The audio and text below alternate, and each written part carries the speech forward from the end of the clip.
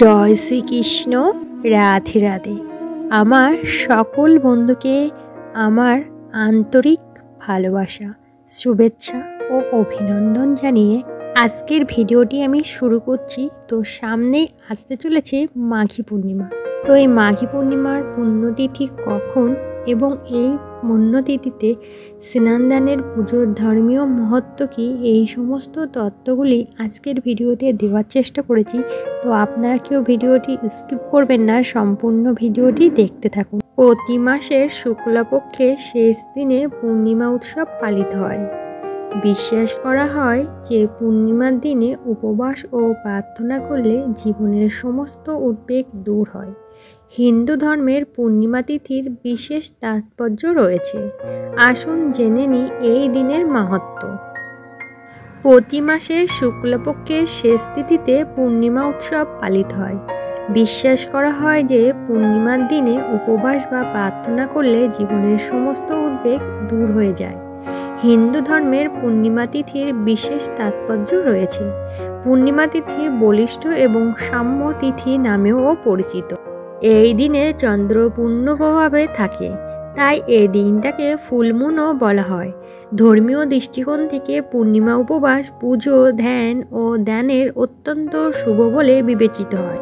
তো বন্ধুরা, এবছর অর্থাৎ 2025 সালের মাঘ মাসে শুক্লাপক্ষের পূর্ণিমা তিথি শুরু হচ্ছে 11ই ফেব্রুয়ারি সন্ধ্যা 6:56 থেকে এবং এই বছর অর্থাৎ 2025 সালের মাঘ মাসে শুক্লপক্ষের পূর্ণিমা তিথি শেষ হচ্ছে 12ই ফেব্রুয়ারি সন্ধ্যা 7:22।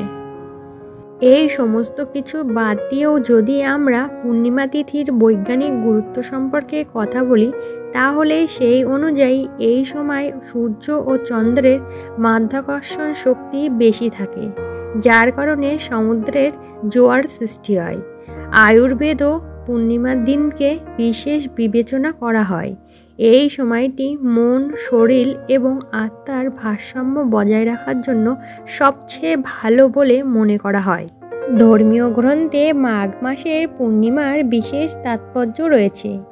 এই দিনে গঙ্গা, যমুনা ও সরস্বতী নদীর সঙ্গমস্থলে প্রয়োগে স্নান করলে ভক্তদের শুভ ফল লাভ হয়।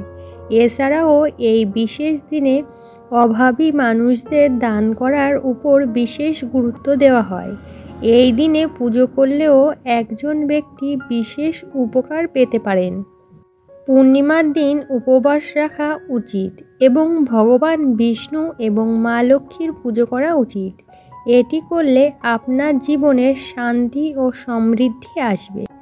এই দিনটি ধ্যান এবং আধ্যাত্মিক অনুশীলনের জন্য খুবই শুভ বলে বিবেচিত হয়। মানসিক শান্তি ও ইতিবাচক শক্তি অর্জনের জন্য এটি সেরা সময়। দরিদ্রদের খাদ্য, বস্ত্র, অর্থ দান করলে পুণ্য লাভ হয়।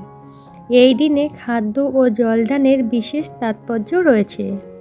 মাঘী পূর্ণিমায় সূর্যোদয়ের আগে খুব ভোরে ঘুম থেকে উঠুন, তারপর নদীর পবিত্র জলে স্নান করা উচিত। যদি এটি সম্ভব না হয় তবে আপনি গঙ্গার জল স্নানের জলে মিশিয়ে বাড়িতে স্নান করতে পারেন। এরপর সূর্য মন্ত্র জপ করে সূর্য দেবতাকে জল নিবেদন করা হয় এবং উপবাসের সংকল্প নেওয়া হয়। এই দিনে ভগবান মধুসূদনের পুজো করার একটি ঐতিহ্য রয়েছে। পুজো শেষ হওয়ার পর দরিদ্র ও ব্রাহ্মণদের খাবার দিন এবং তাদের সাহায্য করুন। আর এভাবেই মাঘী পূর্ণিমার দিন আপনি পেতে পারেন ভগবান বিষ্ণুর আশীর্বাদ। তো আজকের এই ভিডিওটি আপনাদের কেমন লাগলো অবশ্যই সেটা কমেন্টে জানাতে ভুলবেন না। ভিডিওটি ভালো লাগলে অবশ্যই চ্যানেলটি সাবস্ক্রাইব করে আমার পাশে থাকবেন এমন নিত্য নতুন ভিডিও দেখার জন্য। সকলে ভালো থাকবেন, সুস্থ থাকবেন। রাধে রাধে বন্ধুরা।